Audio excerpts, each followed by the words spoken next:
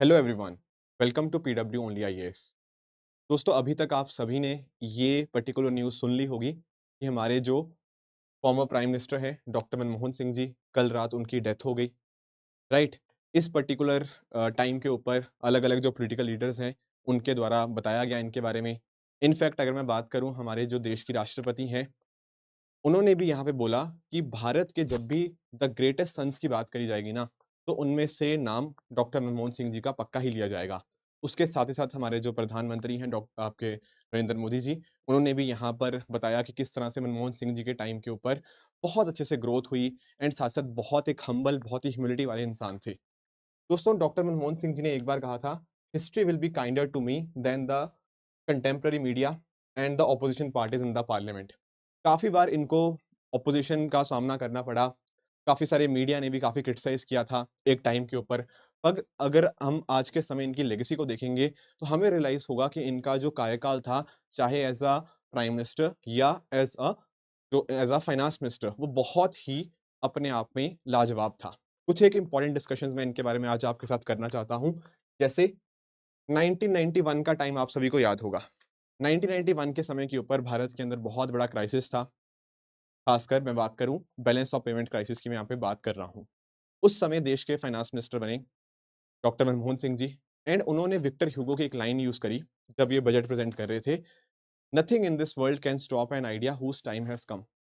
And उस समय 1991 के अंदर जो समय आ चुका था, वो आ चुका था एलपीजी का, यानी कि लिबरलाइज़ेशन, प्राइवेटाइज़ेशन एंड ग्लोबलाइज़ेशन का। एक तरह से लाइसेंस राज को खत्म किया गया एंड लिबरलाइजेशन का दौर वहां से स्टार्ट होता है। साथ ही साथ प्राइवेटाइजेशन की तरफ यहाँ पे वर्क किया गया था। प्राइवेट सेक्टर को बहुत सारे अलग अलग सेक्टर्स में ओपन अप किया गया एंड साथ ही साथ हम पूरी दुनिया के साथ और बेहतर ढंग से कनेक्टेड हो पाए in terms of economy, in terms of ideas as well.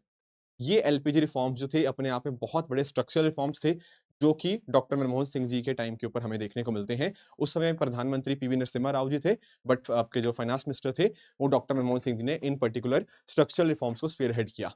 साथ ही साथ उस समय की बात करें तो बहुत सारे स्टेबलाइजेशन मेजर्स भी लिए गए, जैसे रुपये का डेप्रिसिएशन हो गया, जिन्होंने उस समय हालातों से निपटने के अंदर बहुत इंपॉर्टेंट रोल प्ले किया। एंड आज के समय जो हम इतनी सारी ग्रोथ देख रहे हैं, इतना सारा प्राइवेट सेक्टर का इंपॉर्टेंट रोल देख पा रहे हैं, इसके कहीं न कहीं फाउंडिंग फादर हम डॉक्टर मनमोहन सिंह जी को कह सकते हैं।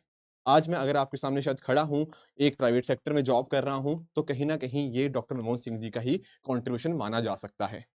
इसके साथ ही साथ कुछ और इनके मैं वर्क्स की बात करूँ, जब ये प्रधानमंत्री थे 2004 से लेकर 2014 तक, ये 10 साल थे, ये हमारी इकोनॉमी के लिए गोल्डन पीरियड की तरह आप इनको कंसिडर कर सकते हो।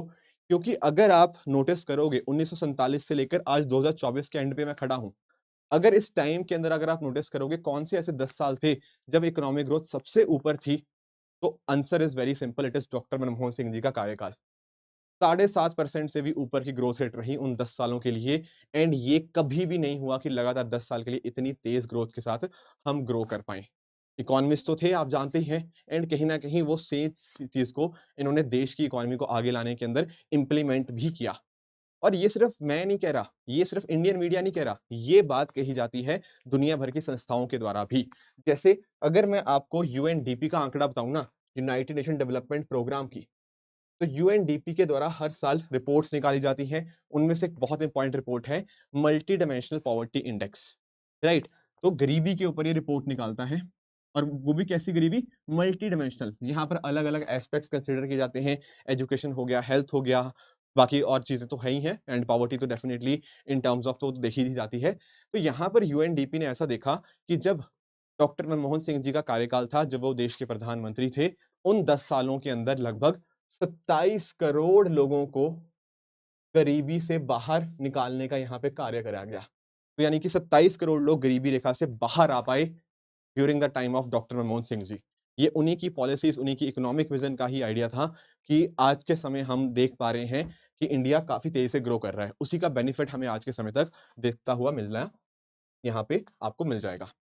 इसके साथ ही साथ एक इनके टाइम के ऊपर एक बहुत बड़ा ग्लोबल फाइनेंशियल क्राइसिस आता है 2007-2008 का। लेमन ब्रदर्स का कोलैप्स आपने सुना ही होगा। इसके बाद यूएस के अंदर हो गया और बाकी सारे देशों के अंदर काफ़ी बड़ी समस्याएँ आई। दुनिया भर में रिसेशन देखने को मिला। पर ये जो रिसेशन था इसका बहुत ज़्यादा इम्पैक्ट भारत के ऊपर नहीं देखने को मिला। कुछ कारण थे, हम उतना अभी तक इंटीग्रेट नहीं हुए थे ग्लोबल इकोनॉमी के अंदर, plus at the same time हमने अपने आप को दुनिया के शॉक से इम्यून करने की भी काफ़ी कोशिश करी। तो उस तरह के उस टाइम के ऊपर जो अलग-अलग स्टेप्स लिए गए, उनमें हमें मदद मिली कि हम इस ग्लोबल फाइनेंशियल क्राइसिस को अच्छे से सस्टेन कर पाएँ, उससे एक तरह से बच पाएँ and at the same time हमारी इकोनॉमिक ग्रोथ उस समय के ऊपर भी 7% से ऊपर ही देखने को मिलती है। साथ ही साथ दोस्तों, कुछ एक ऐसी विज़नरी आइडियाज़ भी लाए गए इनके टाइम के ऊपर, जिन्होंने हमारी गवर्नेंस सिस्टम के अंदर एक तरह की ट्रांसपेरेंसी लाई, जिसमें से एक सबसे बड़ा एग्ज़ाम्पल था आरटीआई का, राइट टू इन्फॉर्मेशन एक्ट। आप सभी लोग अपने एथिक्स को पढ़ते हो। एथिक्स के अंदर जब हम बात करते हैं ट्रांसपेरेंसी की बात होती है, अकाउंटेबिलिटी की, तो शायद सबसे बड़ा एग्ज़ाम्पल आरटीआई एक्ट का ही आता है। ऐसा भी कहा जाता है, सेकंड एआरसी ने भी बहुत बार बोला है कि किस तरह से या डिफरेंट डिफरेंट और जो रिफॉर्म कमीशंस आई हैं, उन्होंने भी ये बात बोली है कि किस तरह से आरटीआई एक्ट आने की वजह से हुआ क्या है कि दरअसल में जो एक पहले एक सीक्रेसी का दौर था, उस सीक्रेसी के दौर से हम गुज़रते हुए हम ट्रांसपेरेंसी के द्वार तक आ खड़े हुए हैं। ये जो आरटीआई एक्ट था ये 2005 में आपको ये देखने को मिला। ये डॉक्टर मनमोहन सिंह जी की देन हम इसको मान सकते हैं। तो गवर्नेंस को और अकाउंटेबल बनाने के लिए कहीं न कहीं लोगों के पास पावर पहुँचाने का जो सबसे बड़ा सोर्स है, वो आरटीआई एक्ट देखने को मिल जाता है। इसके साथ ही दोस्तों 2006 में एक बहुत इम्पोर्टेंट एक्ट आता है, that is FRA act 2006, forest rights act.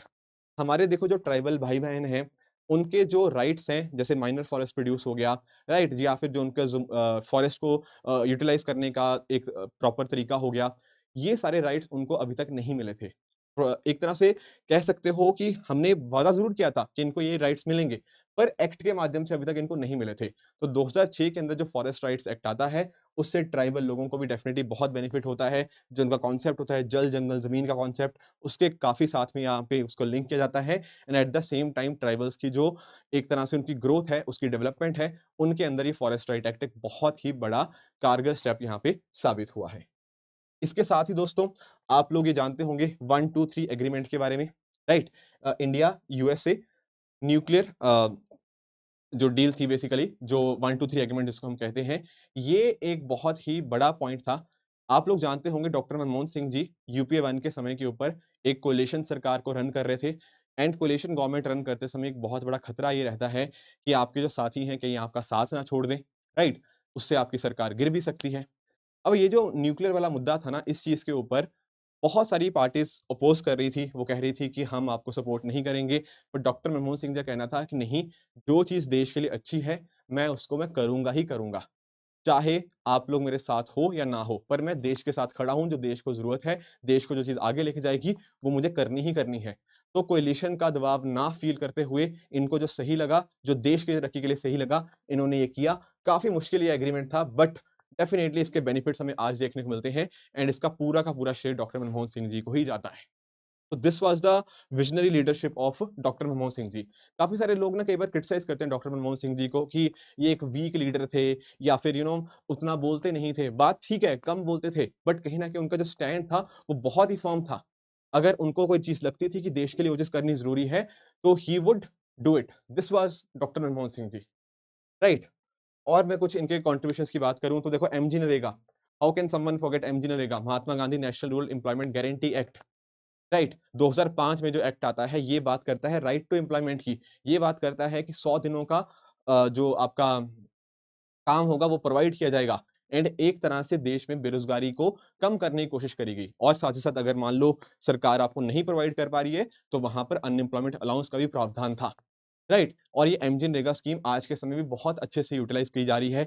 Even जब हम बात करते हैं कोविड-19 पैंडेमिक की, तो बहुत सारे जो लोग थे, उनको इसके माध्यम से रोज़गार भी मिला एंड वो अपने जो एक तरह से पैसा थोड़ा बहुत इसके माध्यम से कमा पा रहे थे। तो एमजी-नरेगा भी इनके समय के ऊपर हमें देखने को मिलता है, बहुत ही बड़ा रिफ़ॉर्म था, जो 2005 में यूपीए 1 के समय के ऊपर हमें देखने को मिल जाएगा। इसके साथ ही साथ दोस्तों राइट टू एजुकेशन हो गया, ठीक है? आरटीई एक्ट जो आया आपका 2009 के अराउंड, तो इसके माध्यम से भी क्या हुआ? इसके माध्यम से हमने एजुकेशन का स्तर और बढ़ाने की कोशिश करी एंड साथ ही साथ जो 6 टू 14 ईयर्स वाले जो एज ग्रुप है, उसमें एजुकेशन को हमने एक तरह से कंपल्सरी कर दिया।